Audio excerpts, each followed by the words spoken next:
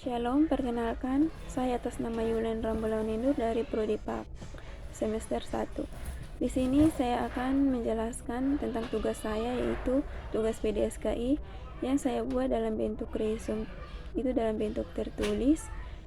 Lalu saya akan membahasnya dalam bentuk video yang berdurasi 6-7 menit. Di sini saya akan membahas mengenai kesucian hidup seseorang. Bisa kita baca dalam Roma 8 ayat 29-40 yang berbunyi demikian.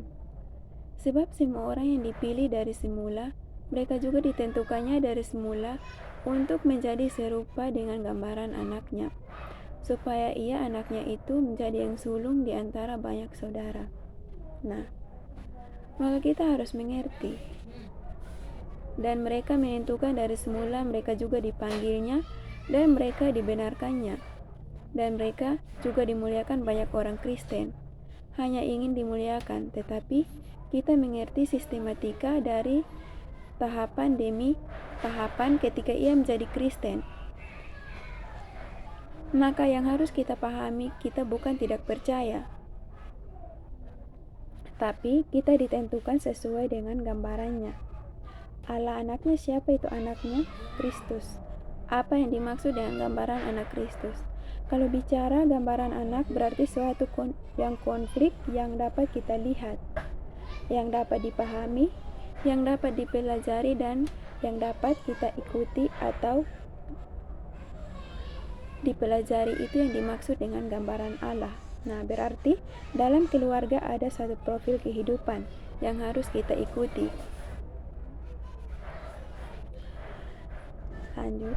Semua orang yang dipilih Tuhan dari semula, mereka juga ditentukan dari semula untuk menjadi yang dukung diantaranya, untuk menjadi keluarga anggota kerajaan surga yang berkualitas, dalam melakukan tanggung jawab untuk pengajaran kebenaran yang sesuai dengan Alkitab, dan melakukan tanggung jawab dalam pemberitakan keselamatan.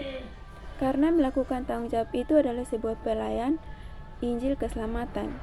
Nah, untuk melakukan tanggung jawab koinonia dengan Tuhan, ada 3 pilar yang harus kita peroleh, yaitu kesucian, tanggung jawab, dan kekekalan. Motivasi yang benar itu memiliki komitmen dan nekat untuk membentuk karakter yang serupa dengan Tuhan Yesus. Untuk hidup suci, kita harus punya proses untuk berjuang, tapi tak bercela, tak bercacat. Karena semakin kita hidup suci, maka tingkat kesucian Allah juga akan meningkat kepada kita.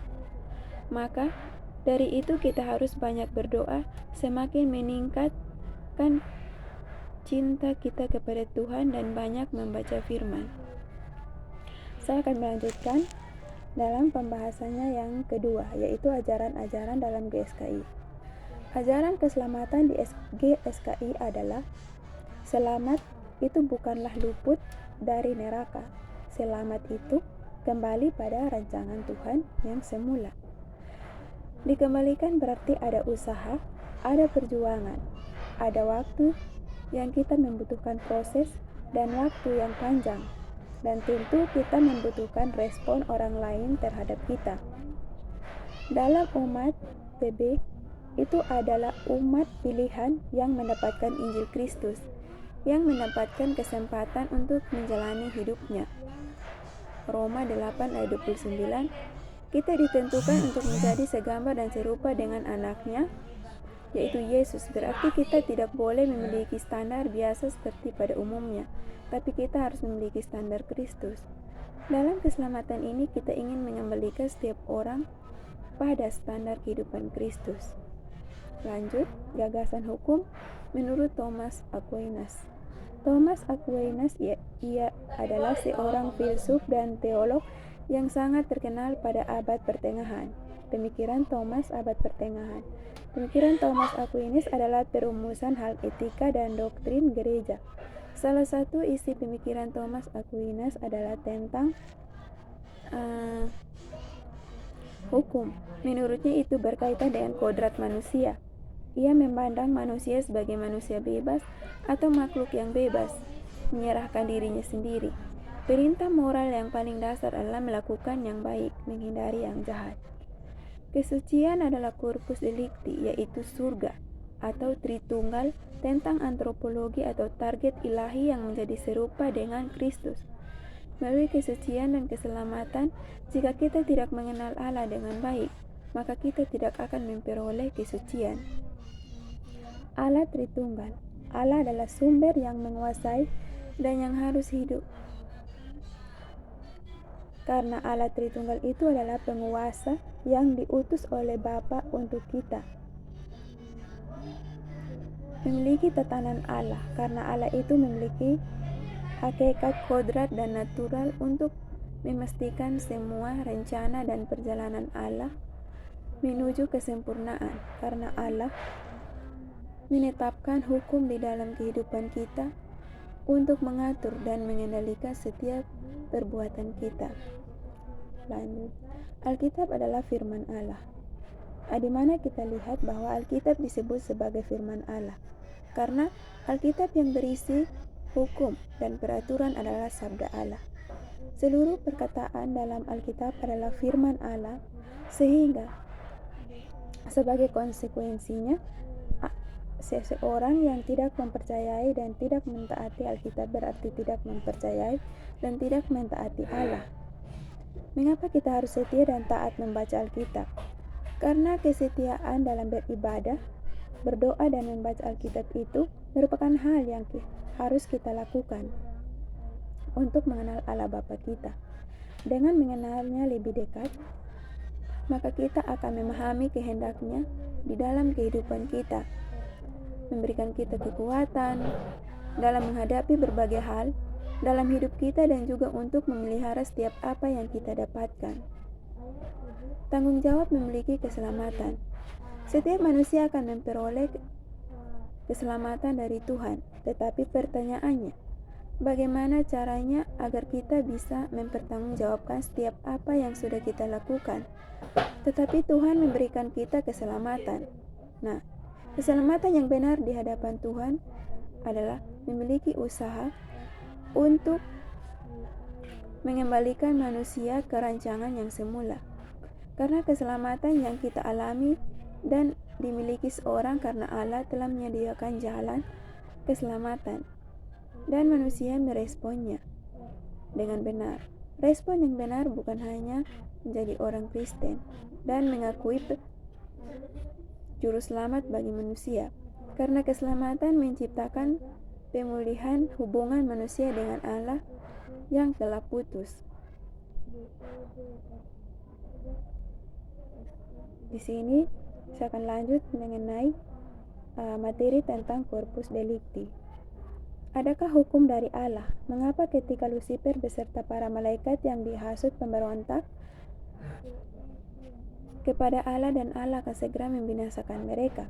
Kalau pada waktu itu mereka memberontak, maka Allah akan segera atau seketika, maka tidak akan ada lagi manusia jatuh dalam dosa. Maka dari itu kita harus mengerti mengapa keselamatan tidak ada di dalam siapapun juga di dalam Dia, yaitu Yesus Kristus. Maka dapat ditarik suatu kesimpulan seperti yang dijelaskan di atas bahwa Allah tidak bertindak tanpa aturan, tapi Ia adalah Allah yang adil, Allah yang tertib, dan Allah yang memiliki tatanan dan aturan. Lanjut mengenal oknum Lucifer. Di sini bisa kita baca dalam Yesaya 14 ayat 12 sampai 19, yaitu Raja Babel.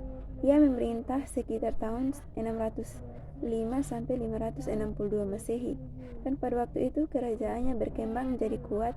Pada zaman mengalami kemerosotan kita, mengambil secara parsial bagian yang memuat pesan Tuhan mengenai oknum Lucifer yang jatuh dari Yesaya 14 tersebut.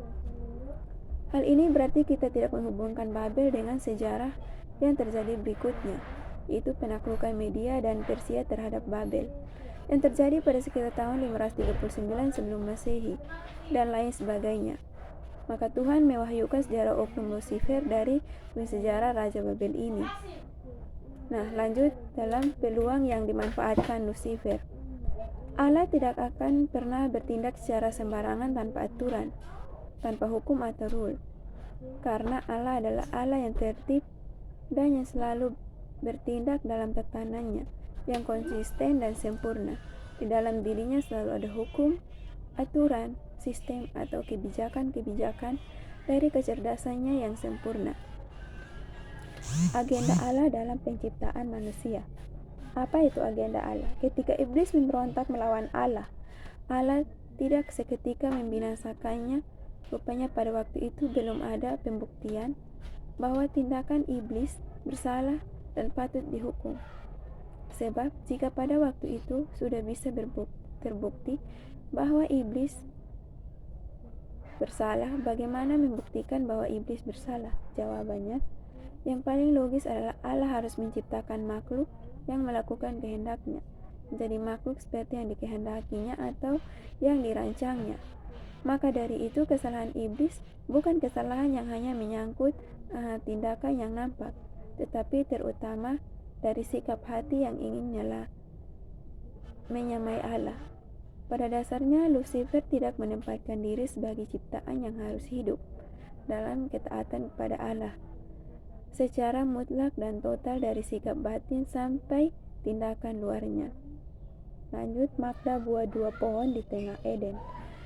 Berbicara mengenai mitos dalam pengertian umum adalah cerita atau dongeng yang tidak faktual, artinya bukan suatu kejadian yang sebenarnya. Berbicara mengenai mitos, sebenarnya kata mitos juga memiliki pengertian yang lain. Itu suatu cara untuk menjelaskan suatu kebenaran yang tidak bisa dijelaskan apa adanya berhubungan keterbatasan di poneria kebenaran atau kata faktor-faktor lain. Jadi baik, mungkin hanya itu saja yang dapat saya jelaskan. Terima kasih.